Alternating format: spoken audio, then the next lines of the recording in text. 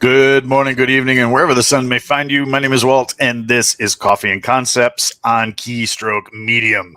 It's been a hot minute, but I have hot coffee, so to hell with it. Let's do this. Previously, we were talking about a bunch of stuff like obstacles to writing, how to get into the groove of writing. And to help us do that today, we have a dynamic author and excellent Army guy extraordinaire whose hair is much better than mine, hence the hat. We have Jeff Haskell. How are you, sir?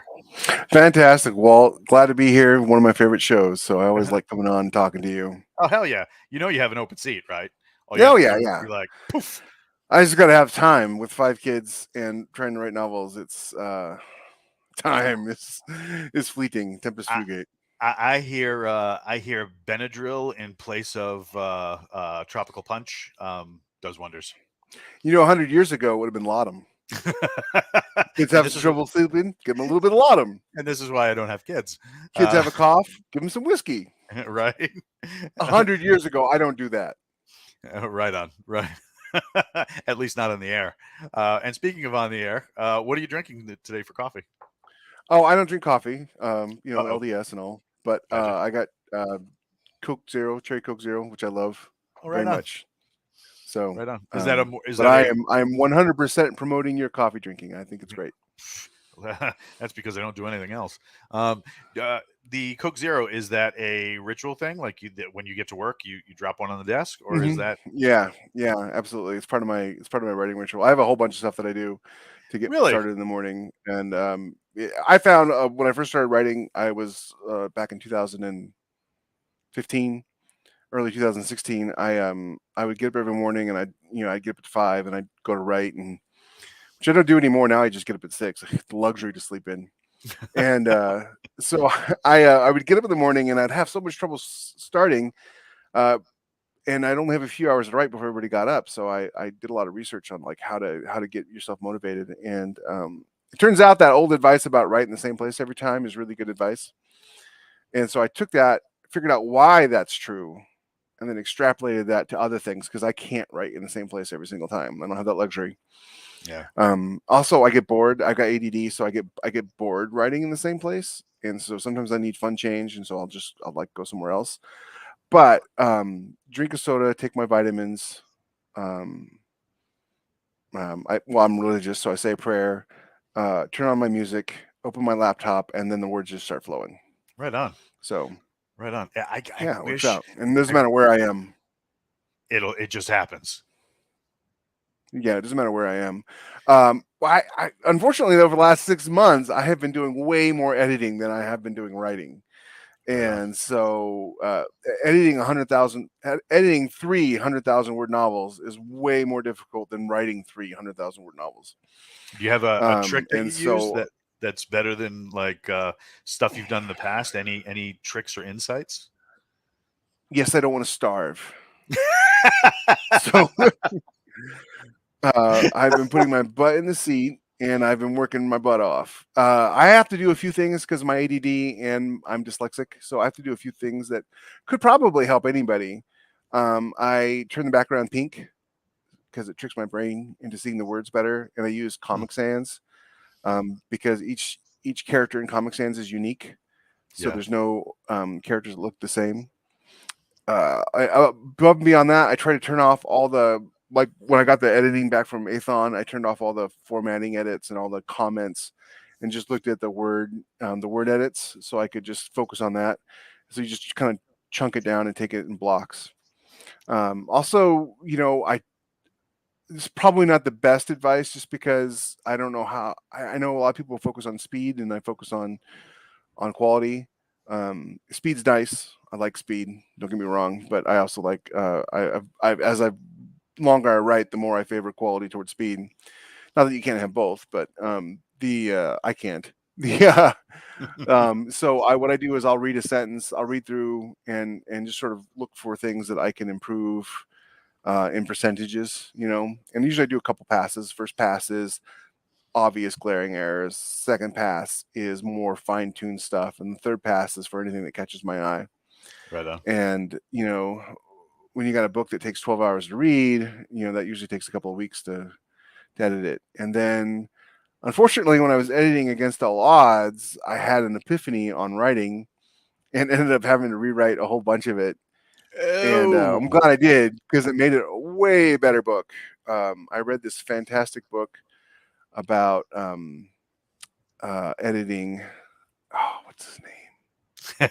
I'll figure it out later and I'll tell you because my not brain's like scared. freezing right now. But Right on. he um he was really great, and it was about the order of how things happen, and how you want to make your sentences and your narrative flow and stuff like that. And I was just like, oh, this is fantastic. And yeah, so yeah, it just took forever, Right on. Is which is there okay. it now? Do you when you sit down? Do you just like sit down and hammer, or do you take breaks? Like, how does your day block out? Um, you know, I recommend people take breaks. Having worked on computers for a long, long time before I became a writer. I did tech support and stuff, and I totally recommend people take breaks. 5-10 minutes every hour. Rest your eyes, rest your wrist, that kind of thing. I don't, but I recommend people do. I find that if I stop, I every second that I'm not doing it is a multiplier of chances that I will not start doing it again. Right on. So if I'm in the zone, I don't stop for anything. And yeah, it's not the healthiest thing you can do, but again, with ADD, it's everything in your brain is warring for your attention. Yeah. And you got this to do, and you got that to do, and you got all these other things you have to do. And the second you let your brain off the hook, it is running in a different direction, and all of a sudden you've been watching YouTube for 3 hours. Um, so yeah, if I'm in the zone, I try really hard not to stop. Yeah, I keep a notebook and a pen like close at hand at all times, so that way, like, you know, lock it down. You know what you got to do. Because if I have a squirrel moment, 9 times out of 10, it's due to the mobile chainsaws that live in the house with me. So they bark at something outside, and you got to take a look. So yeah, write it down because otherwise I'll come back, sit down, and be like, huh. Oh, look at that cute dog video. You just Yeah, exactly. Or you go uh, down the research rabbit hole, yep, yep. so Be like, what kind of shin guards did Roman legionnaires wear back in so my suddenly, big one for Against All Odds and the whole Grimswar trilogy was reading about gravity and gravity manifolds and really? how attraction. Yeah, because I wanted to come up with a somewhat unique drive system, but I wanted to keep it within the realm of possibility. I love science fiction. I'm not a huge fan of science fantasy. Right. And I know a lot of people will say anything that isn't possible today is science fantasy, and I don't agree with that. To me, if it's possible that we can think, okay, here's this concept and we can just advance it further, then it's still science fiction. And so there's these things called gravity manifolds, and they're a recent discovery. And there's points in space like Lagrange points throughout the Yep. solar system. And if you accelerate toward them, they will drag you to go faster and faster and faster. And so I created a faster than light drive and a sublight drive based on the idea of gravity manifolds and manipulation of gravity as we know it. So, Now, and that took when me about 3 months of research to lock down yeah. so that it made sense and didn't have a bunch of holes in it. And I had to consult with some physicists from NASA and Oh, dude. um, yeah, no, seriously, I went all in. I don't joke around. It's not with science. I try really hard to be as accurately as possible. I have this idea that the more little things have verisimilitude, the more the big things can be forgiven. Right. So I try to make everything as realistic and accurate as possible, both in the way people behave, because psychology is really important in the way characters behave, and in the way the universe behaves. So Hell yeah. And if our military experience has taught us everything, it's everybody's a dick. Um, yeah, yeah. In the army, yes, that is true. uh, I tried to with Against All Odds and Grimms of War. I really wanted to. I grew up watching World War II movies like Run yeah. Silent, Run Deep, and Hell and Back and stuff like that. And there was always this sort of mythical commanding officer who, uh, you know, uh, um, what's that guy's name? Richard. Why am I having such a brain freeze this morning? The HBO movie, 10 hours long. Band of Um, Brothers, Band of Brothers. Yep. Dick Winters. That kind of guy. You know what I mean? And so that's what my CEO is in Against All Odds. Is he's Right more on. of the he's the soft spoken, inspire loyalty kind of guy, and I really wanted S- that. I really wanted something that was more inspirational and positive than look how horrible, evil these people are. But hey, they're really good at their jobs. So let's forgive them for all the terrible things that they do. So where did the idea for Against All Odds come from? Well, I've wanted to write military science fiction my whole life. I love ships, love Star Trek, the old Battlestar Galactica. I didn't really care for the new one.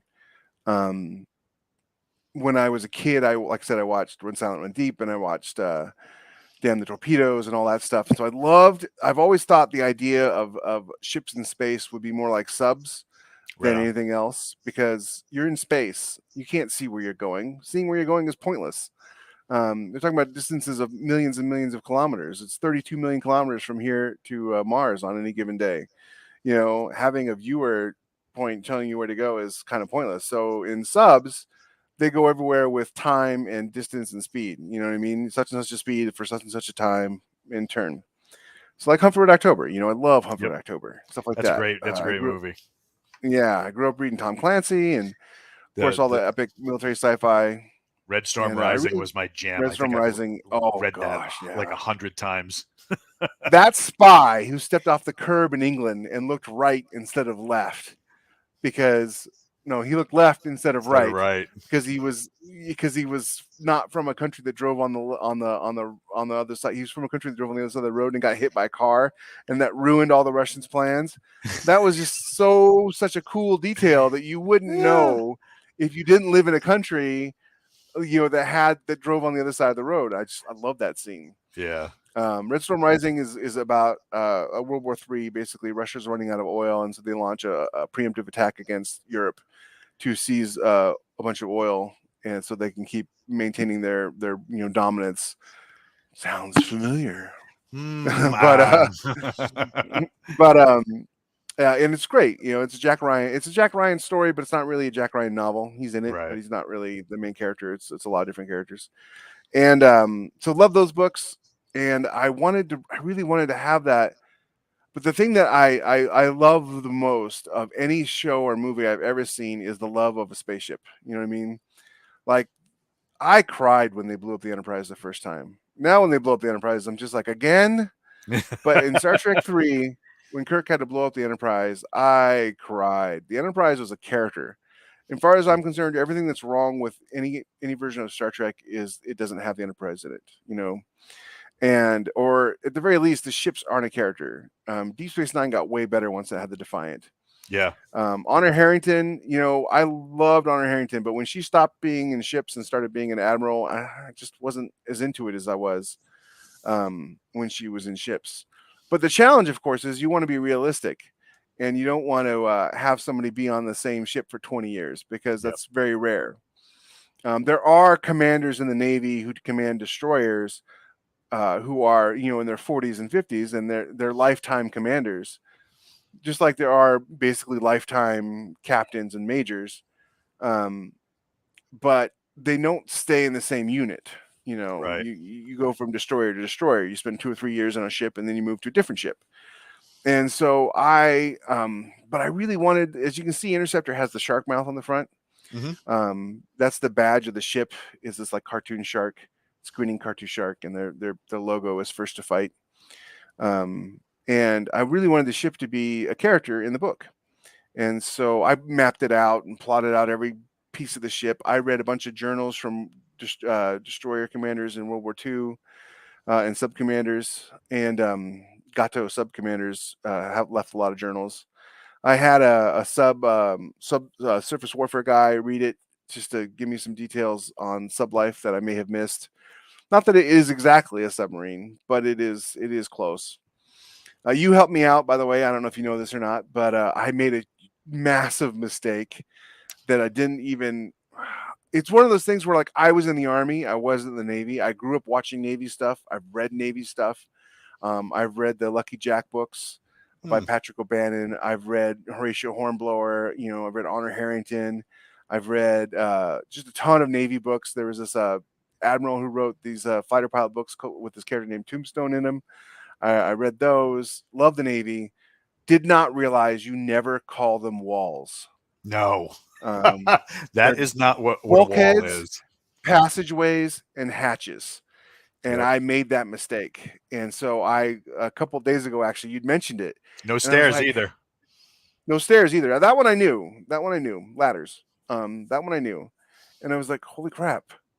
Did I use walls? And I went through, and sure enough, I had like 37 instances of walls. And so I had to so for those of you listening to the audiobook, you're going to hear walls and hallways, but that was replaced in the ebook to passageways and bulkheads. So it's good. Nobody's noticed so far. The Navy guys didn't notice that read it, stuff like that. So I'm good. And then of course, second book 2, book 3 will be flawless in that respect.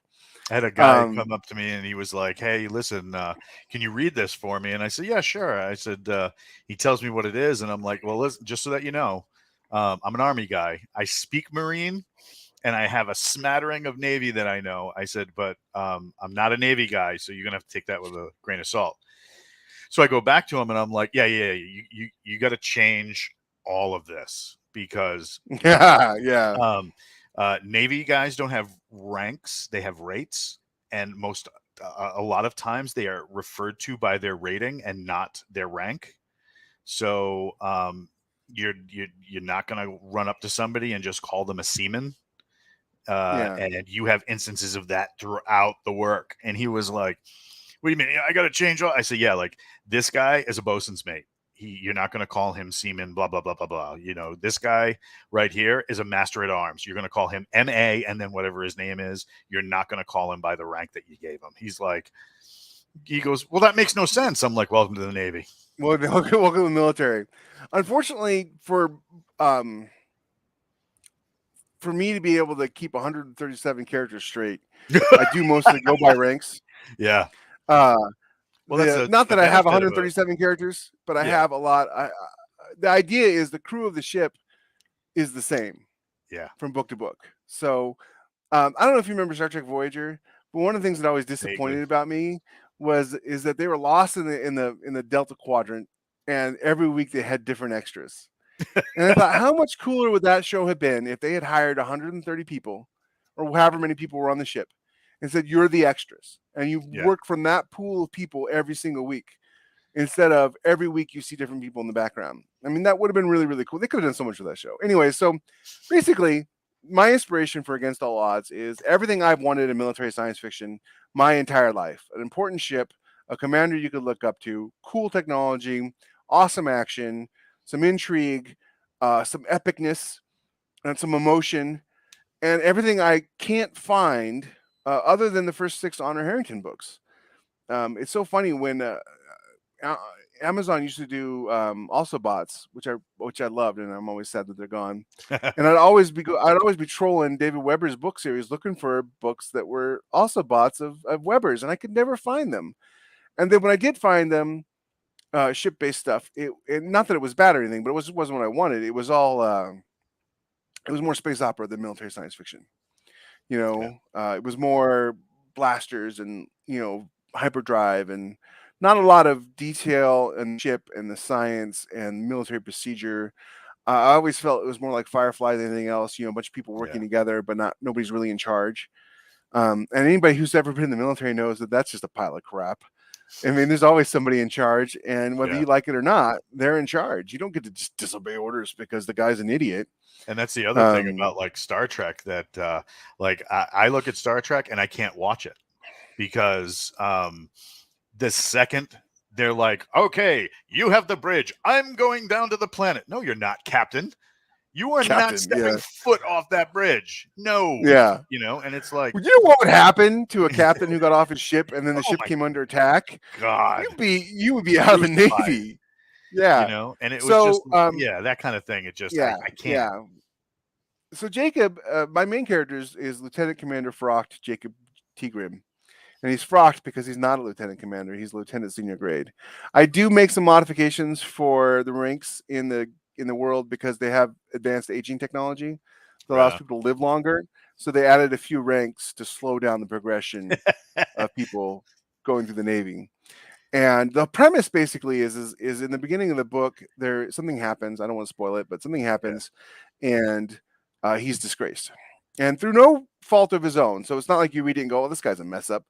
You read it, and if you've ever been in the military, you're like, "Oh yeah, I've been in that situation," or "I know somebody who's in that situation."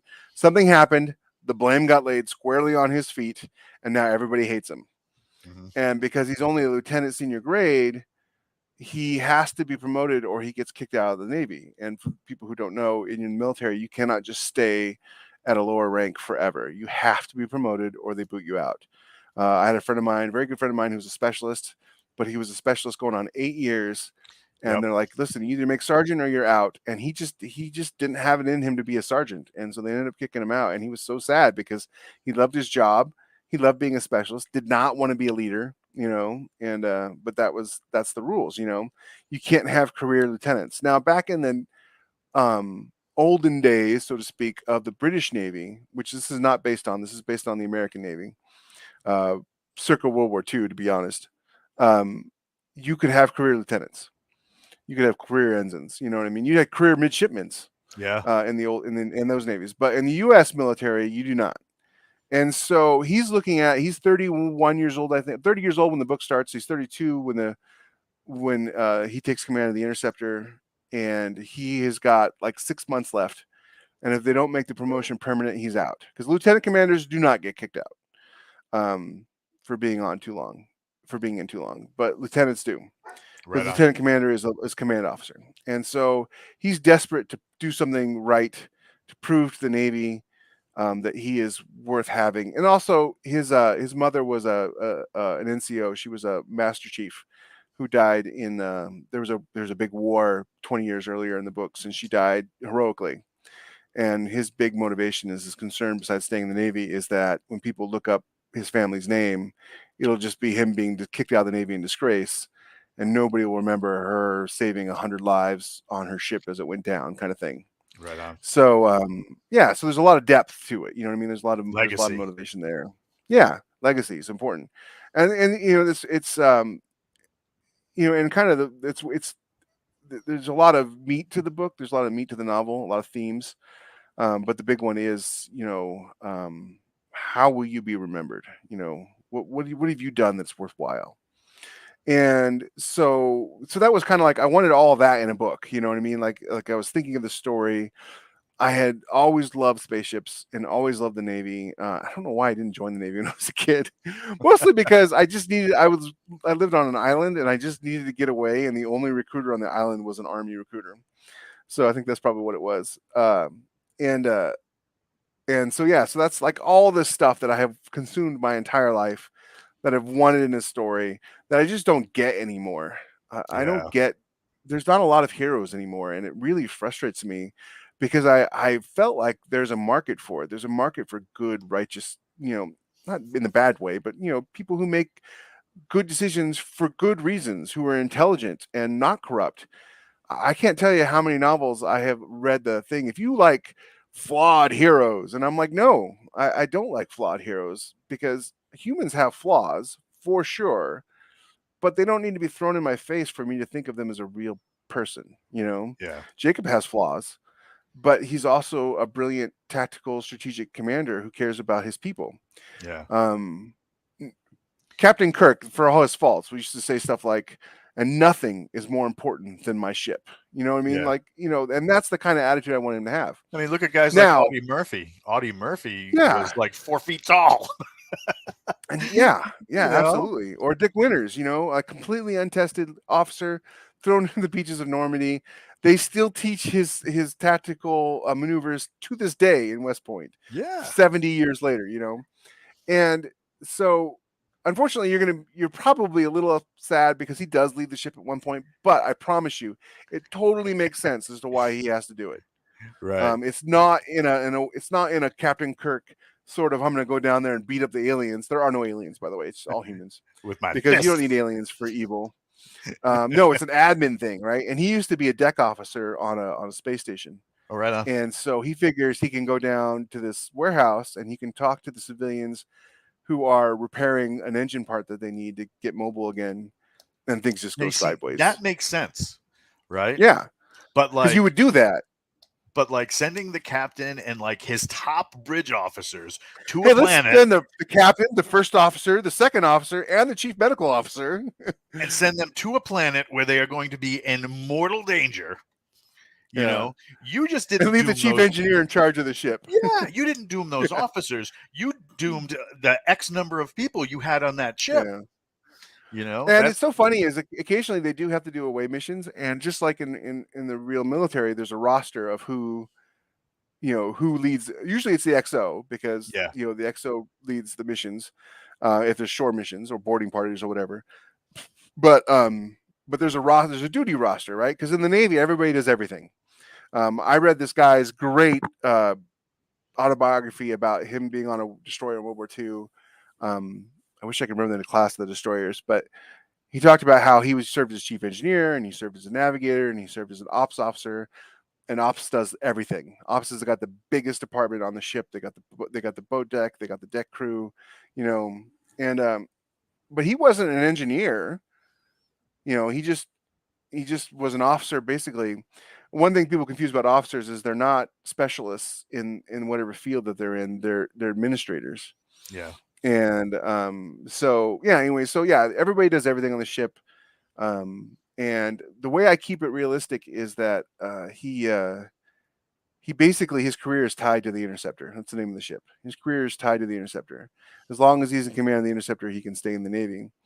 And that's how I keep him and the crew uh on board. Also, if you want, all the other 2 books are up too now. All 3 books are up for pre-order.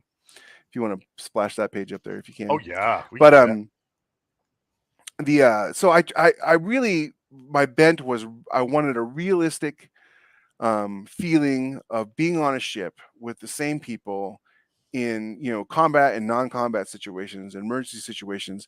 People don't also the things people don't know about the Navy is the U.S. Navy is the largest humanitarian organization in the world.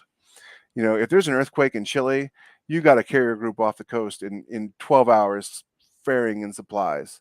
The military in general, their number one mission is humanitarian. I fought more fires in the Army than I did, firefights, Right on. because there was a year when I was in that had the worst fires in U.S. history. And so they deployed almost the entire Army to go fight fires.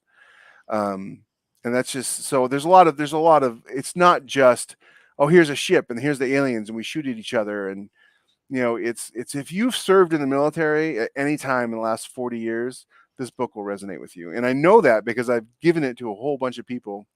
I love that cover. I think that's my favorite cover. It's hard to say. Rebecca did such a great job on all of them. It's just they're so good. I actually One really Decisive Victory geek. was my favorite to write, though. Yeah, I'm geeking out on the One Decisive Victory cover because that thing is just Yeah, 10 pounds of sexiness in a 6-pound bag. it's hard to, like I said, it's hard to say. They're all so good. This one though was my absolute favorite one to write. I love the Interceptor. I have fallen in love with it. People are like, "Oh, are you're gonna have him move to new ships? Because it's not realistic if he doesn't move to new ships." And I'm just like, you got to read the books to understand why it is perfectly reasonable that he will never move off of the Interceptor. Well, you look It's at not going to happen. yeah, you look at guys who run into the snake eaters, right? And they go for special Hmm. forces. Like one of my friends, they finally gave him an ultimatum. They were like, "Look here, Sergeant First Class. You have to go and take your next exams and go to your next classes and you got to go to special warfare because we need this experience and but he didn't want to get promoted because he didn't want to get promoted out of the team. He liked being on his team. So I have a character who, the Cobb on Interceptor. She's the coxswain, Devi Suresh, Chief Petty Officer. She does not want to be senior chief petty officer. She does not want to go to the next level up because they will promote her and move her to her like a battleship and yeah. make her teach people how to fly the ships instead of getting to fly the ships. And she has enough pull. And another thing people don't know, NCOs have been in for 25 years, they got pull. Oh yeah. They can be stationed wherever they want to be stationed. They can pretty much do whatever they want to do because they know people who to call who actually Like not the people who issue the orders, but the people who write the orders. Yeah. And so she has enough pull to stay on the ship. So I've got all that experience I've had, all the experience I've read. All the people I've interviewed, Colonel Brazy read the book and he loved it. And that's the thing too, I because make like, Marines look really good in this too. oh, that's good. Especially when you Yeah. got what do you call it? Hull knockers that really know their jam. But yeah, that's the other thing too that is also very believable, because you have this, like, nowhere battleship, nowhere destroyer rather, that he gets put on, and like, to have somebody who's had that experience and says, no, no, no, no, no, I'm calling in a favor, keep me here, right? Yeah, Totally exactly. believable in that context. Whereas you go to someplace like special forces, you go to someplace like the ranger battalions and stuff like that, there's only so many slots Yeah. for as you go up and up and up. So like, And there's always someone younger behind you trying to get to those slots. Yeah. yeah, so they want to keep the chain moving, because they want that steady advance of knowledge going up, and they want that steady hungry of moving in behind them. Hmm. So we're Plus, but I mean, let's be honest. You can only do that crazy stuff for so long before your body just gives out. oh yeah, yeah, You know. yeah. Batman, we are not. Yeah. I feel like him from the third movie some days. Yeah, yeah, you Um, ain't lying. you see, Interceptor is a Hellcat class destroyer. She's 40 years old when he takes command. 40 years old. You know what I mean? Mhm. Like that's Enterprise. The original aircraft carrier Enterprise was commissioned in 1966, and she was decommissioned about 10 years ago. Yeah. So it's completely believable for a ship to be in service that long, and it shows. Man, there's like rusted patches on her hull. There's patches. When he takes command, one of the turrets is open to space, and he's like, Oh, "What the hell? The engine's been disassembled, and the key components are gone." It's basically been sitting outside a space station for 3 months with no commanding officer, which is part of the challenge that he has of coming aboard. But while Jacob's a great command officer, and he's like the kind of officer I always want, I actually served with one like him. She was my inspiration for him. This lieutenant I had from West Point, she was amazing. She could do all the stuff that we could do. She could run forever, but she would also like learn people's names, and she would take them aside and be like, "Listen, I want to help you improve. I want to help your career. that's cool. I think you should do this, and this." And as you know, officers like that in the military are very rare. Rare, very Yeah, rare. rare. And I wish I could remember her name, but it was so long ago. But if you remember, if you're seeing this LT from 375 Trans, let me know. I thought you were great. And so, but he can't fight. He is not a hand-to-hand fighter. He's not a shooter. That's why you got He's not Marines. Captain Kirk. He can't do everything. That's why you have Marines. And so I mean, I can kind of go on and on about all the characters on this book. The main Marine on the book, her name is Jennings, and she's very laconic, Right on. and kind of crazy, like Marines are crazy. And there's yeah, and the Marines are the same from book to book, so you get to know them. And same thing with the like there's a few characters who change in and out, there's some new characters in book two, because obviously when there's an action on a ship, people get killed. Yeah. And I was at a conference last year with David Weber, who is one of my idols. I love David Weber. If you ever get to meet him, he's just such a fantastic gentleman. I mean, just a great guy. We'll talk your ear off, and I love it. I don't have a problem with that. Some people seem to, but I don't. I will listen to that man talk all day long. And he has an opinion that I share. And he was sitting on this panel. And when you try to tell authors like to do stuff, in their world, they get really defensive, and sometimes rightly so. Like, you got to write realistic characters. No, I don't. I can write whatever characters I want, the kind of thing. But David Weber said that we had as authors, especially military science fiction authors, we had a duty to show both the good parts of being in the military and the horrors of war. That we couldn't shy away from either one. Nobody could be a shining paragon, and nobody could be wholly bad. And wars have reasons. They're not just Yeah. here's the evil guys and here's the good guys, and you fight them. And everybody who's good lives, and everybody who's bad dies. And so, obviously, that happens in the book. Each book has a big final battle, and people lose their lives, unfortunately, and there are real world consequences for that in the context of the book.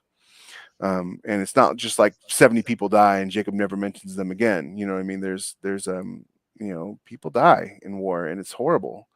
I've lost friends. It's never easy, and I have like a lot of veterans, I suffer from some PTSD, and in my particular brand is hypervigilance.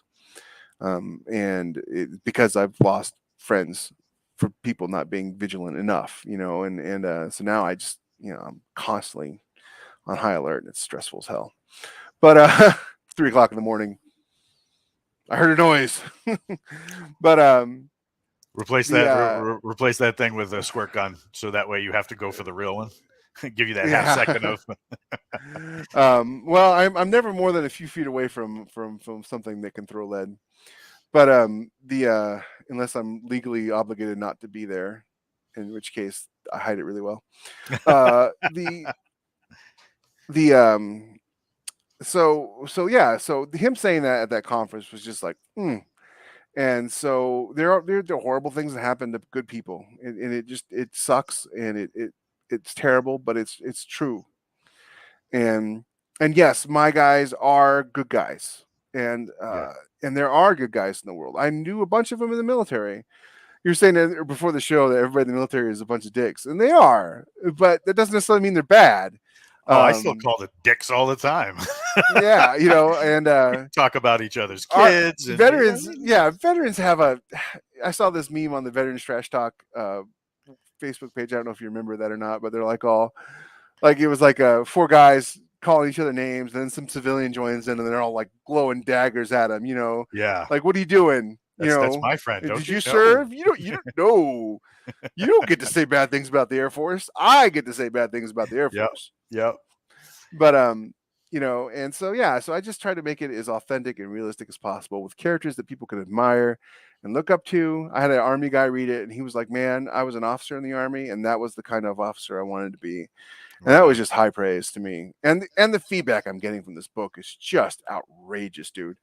I mean, like Daniel Aronson read it and loved it. Rick Partlow read it, and Yeah, he said some. he gives a little blurb at the bottom of your. Yeah, he does. Yeah. I called in a lot of favors on people. I'm like, hey, listen, man, I've known you for 5 years, and I've helped you with your books. Can you read this book? And I made sure everybody who left the blurb read it. It wasn't a thing of like they just read the back cover and said, "Oh, that sounds pretty good." I wanted them to read it, and I Right on. told them if you didn't like it, don't give me a blurb. I won't be offended. Colonel Brazy read it, and he, like I said, he loved it. Uh, and I just a whole bunch of people. Dave Chesson, who's a former surface warfare intelligence guy, read it, and he That's absolutely cool. loved it. That's cool, And especially ship thing. yeah, and he was on subs, and so it was just yeah. And it's on David Weber's desk to read, but I've been informed that he's a slow reader, and he probably won't get to it before the book comes out. But Yeah, I was really, really hoping for like a David Weber blurb on top. But and that's dropping next Tuesday, right? yeah, First it book, comes out on the 19th. So and you can is it next pre-order Tuesday? Kindle. Yeah, Yeah, you can yeah, pre-order Kindle and what do you call it? Audiobook audiobook. too. How was Peter Bricklot is the audio guy, yeah, and how was oh he to my work with? gosh, fantastic! He loved it too. He told Athon, I not intended as a brag. This is just factual, okay? He told Athon of all the 500 some odd novels he's done, this was his favorite, Nice. and they said he was not one to be, um, you know, Just praising the books they sent complimentary him. or yeah, Yeah, and that's he dope. contacted me outside, which I've never had a narrator do before. He contacted me and was like, "Man, I loved your book. When's the next one coming out? Are you writing more?" And I'm like, "Yeah, I've already got 3 written." And he's like, "Oh, when can I start recording the next one?" I'm like, "You got to talk to Rhett, you know." So I guess they're Yeah. going to be recording the next one next week. Oh, that's great. Hopefully, I get it back from my typo hunter by then, so Typo I can do it hunter. without typos. Oh Yeah, my man. No god. matter how many times I send that book through the editor, any book through the editor, I'll have somebody look at it and they'll find 20 typos, and Oh, I know it's your just the bane pain. of my existence. That's awesome. And yeah, so he's such a good voice. I mean, oh my gosh, you listen to the audio sample, and I'm just like, oh, I'm sold. And and his claim to fame is he was in Caddyshack. Oh, no kidding. So yeah, there's some scene with Bruce, not Bruce, what's his name? Chevy Chase. No, the other guy. Jim Belushi. No, the other guy. Spankler from um, Ghostbusters. oh, My brain, every time I'm on a podcast, my brain just freezes. Bill Murray. Bill Murray. And he's in the scene with Bill Murray, and Bill Murray's telling him about this trip to Tibet or something. And he's got the guy trapped against the wall, and he's telling him all about this trip to Tibet. And that was him. That was Peter Berklot. But Nice. he's a really cool guy. He's got such a good voice. It's like 11 hours too, so it's not a short read, not a short Right on. listen. They're all about. I think the shortest one is a few thousand words less than the longest one, so they're all about the same place. That's cool. That's Yeah, fantastic. Yeah. Much luck on this, man. This is and it took fantastic. me 2 years to write them, so 2.5 years to write them. So I mean, it's just like I went from writing 6 books a year to writing one book, Yeah. book and a half, and because I wrote the first one, and then I was just like, it's good, but it's not great, and I have so I wrote walls. the yeah, and I always try between each book. I always try to pick something I'm not good at and do better. I Yeah. read craft books. I read other genres outside my own that are highly recommended books, stuff like that. Just trying to, I read after the first one, I read Way of Kings. After I Hmm. wrote one Against All Odds, I read Way of Kings, and I was so angry the whole time I was reading that book because I'd never read a Brandon Sanderson novel before, other than his like second or third one, Warbreaker, which Hmm. sucked. I could not get into it, and so I wanted him to be bad. And here I am reading Way of Kings, and I'm just like, So freaking good. good. Why is he so good? And my wife had already read it, and she'd been trying to get me to read it for a while. And I told her the reason I didn't want to read it was because I didn't want to get in there and find out that he was actually really, really good. And he is. He's so good. And so, not all of his stuff, mind you, but Way of Kings is like his magnum opus. Yeah.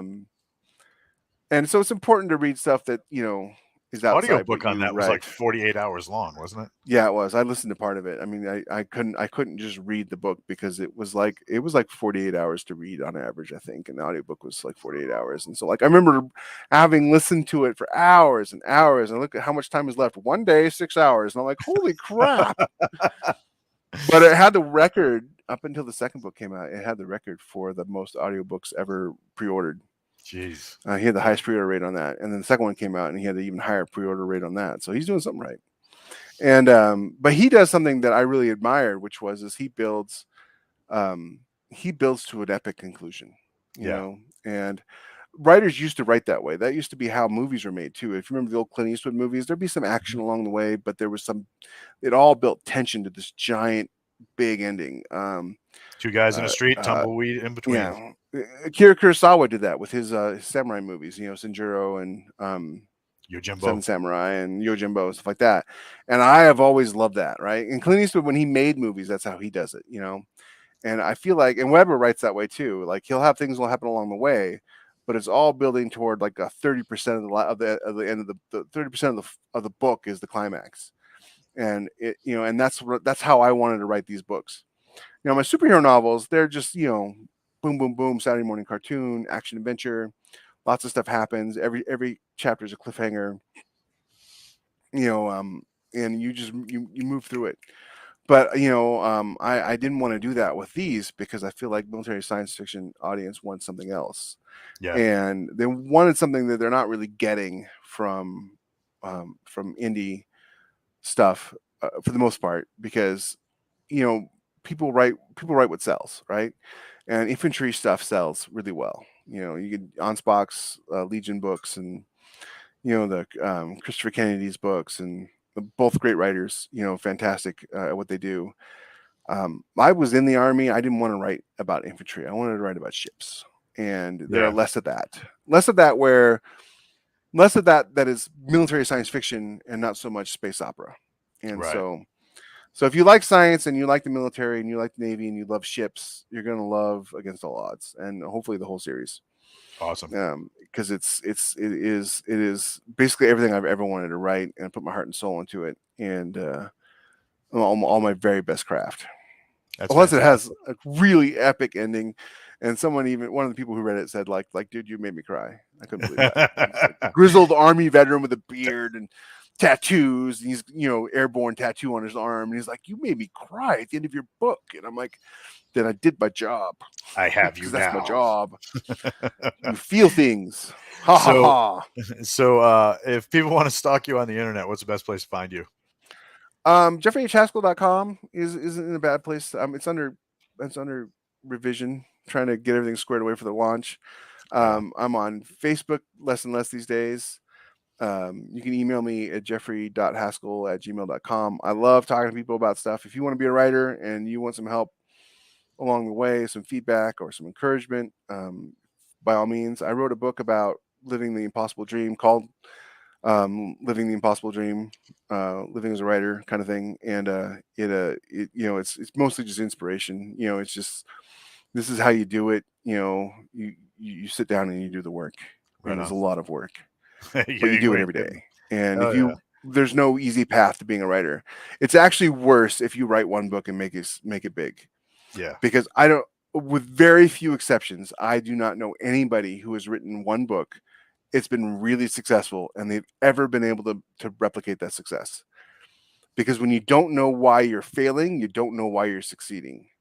It's true. And so if you fail over and over again, you can learn why you're failing and get better. But if you succeed right out the gate, you just think everything you write is great, and people should love it. And when that doesn't work, all of a sudden it's Amazon's fault, it's the reader's Yeah. fault, it's everybody else's fault. And it sounds harsh, but it's nobody's fault but your own. True. Because if it's anybody else's fault, you can't fix it. Yeah. If it's Amazon's fault, you can't fix it. If it's guy down the street's fault, you can't fix it. If it's a politician's fault, you can't fix it. But if it's your fault, you can fix it. So Hell yeah, yeah. um, Yeah. I yeah, same way. and it's going to be a great series too. I really really feel like it's going to. Steve and Rhett, the guys who do Athon, are all like really excited for it. So Yeah. So it's launching on Tuesday. Are you doing any sort of launching party or anything like that? nah, I don't have. Well, I have an audience. They're my superhero audience, Yeah. and some of them are interested in it because they're interested in my writing. That you always get people who will read whatever you write when they're fans. But no, I'm doing a couple of podcasts. I'm doing you and Keystroke Medium in general. I think with Peter Burkott at some point, and then I'm gonna be on Lauren and Keelan's show next week. Oh, right on. Yeah, you Keystroke mostly. Some of the other podcasts, they're just difficult to get into, and they don't really want to talk about what you want to talk about. They want Yep. to talk about whatever they're doing and stuff like that, and you're just a guest host or whatever. And I'm just like, no, I want to talk about my book. That's why I wrote it. Right. And but the first one comes out next week, and then May 21st, I think the second one comes out, and no, May 20th, the second one comes out, and June 21st, the third one comes out. So, and I know they're gonna want me to write 3 more right away, but I mean, I'll be honest, the next 3 aren't going to be any quicker to write than the last 3 were. The only nice thing about it will be is they'll let me write them one at a time and send them and get them published, as opposed to having to wait to write all 3 before they publish them. I think Right on. that's what they'll do. But I've got some ideas for I know what the 4th one's called already. It's called, I got this great naming convention. So it's Against All Odds with Grim Resolve, because his name is Grim, right? Grim. And then One Decisive Victory. And the names are important to the books, right? Against Yeah. All Odds, it's because their final battle is just like not a battle they should win. With Grim Resolve is because all the decisions they have to make are super hard in the book. And then One Decisive Victory describes what the enemy is trying to achieve, and what the destroyer foils. And that was the other thing too, is it's a destroyer. It's not a battleship. It's not a Right. carrier group. I mean, like you don't affect the outcomes of wars in a Right. destroyer.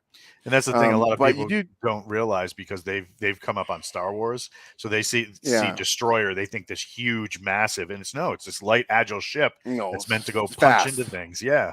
Yeah, that's what destroyers are. I mean, in the surface navy, that's what they've always been. They're fast and armed, and they're lightly armed. And the but what one things destroyers excel at are secret missions. Yeah. And so, like the USS Indiana, while it wasn't a destroyer, I think it was a light cruiser.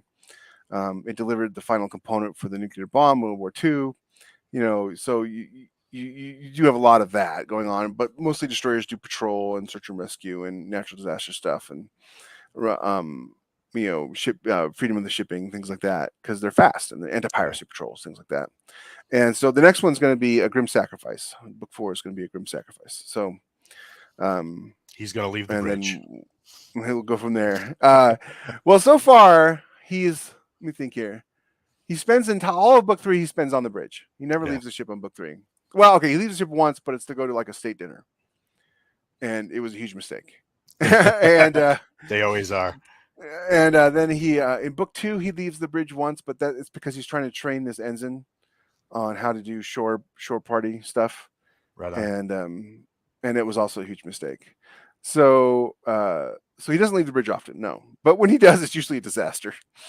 But not make it, but it's almost always when he's not expecting there to be like some sort of battle or combat or things like that. He's supposed to be Right pretty on. simple stuff. And then and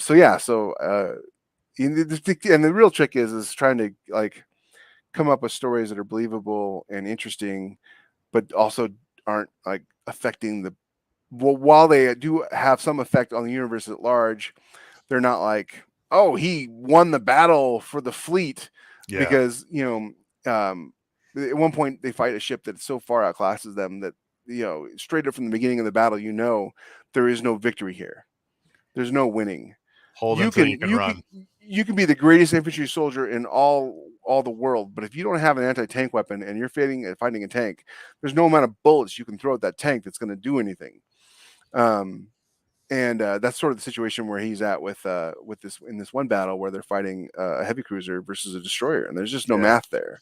All he could do was play for time. So I like to put him in situations like that where they're really outgunned and outmanned, and it has to be he either a lot of times battles doesn't come down to who doesn't make any mistakes, but it's who takes advantage of the person who's making the mistakes first.